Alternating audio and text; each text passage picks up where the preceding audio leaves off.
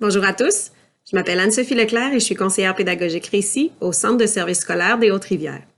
Bienvenue à cette capsule d'introduction à Antidote bilingue.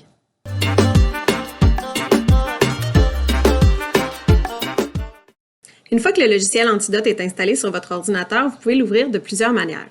Je vais commencer par vous montrer comment l'ouvrir en utilisant le menu Démarrer qui est en bas à gauche de votre écran. C'est vraiment simple, vous avez juste à repérer le dossier Antidote dans les A, à l'ouvrir et à cliquer sur Antidote 10 si c'est la version du logiciel que vous avez. Vous pouvez aussi utiliser la petite loupe pour faire une recherche et ensuite cliquer sur l'application Antidote dans la colonne de gauche ou sur le mot « Ouvrir » dans la colonne de droite. Là, je vais enlever ma petite face pour vous permettre de mieux voir l'interface du logiciel. Donc, la première fois que vous allez ouvrir Antidote, ça va vous amener sur le mot « Antidote » avec un A majuscule puisque c'est un nom commercial masculin, donc un nom propre. Et ouais, ils se font de la petite pub, mais ça va, on leur en tient pas rigueur. Ensuite de ça, vous allez peut-être remarquer que vous arrivez sur une page, en fait, un onglet qui est l'onglet français et qu'il y a aussi l'onglet anglais si vous avez Antidote bilingue. Vous avez dans la colonne des dictionnaires à gauche plusieurs dictionnaires. Dans nos capsules, on va s'intéresser surtout aux 5 premiers. Donc, définition, synonyme, antonyme, co-occurrence, champ lexical et conjugaison. Mais je vous invite quand même à aller explorer les 3 autres, particulièrement historique. C'est très drôle d'apprendre l'historique des mots et leur ancienne version.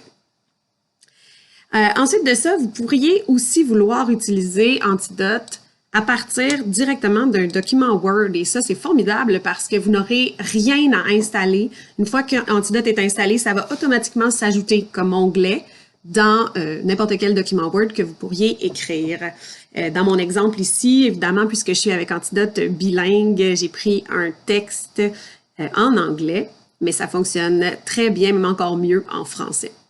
Donc, si je clique sur l'onglet Antidote, vous allez voir apparaître ici 3 options. L'option correcteur, l'option dictionnaire et l'option guide.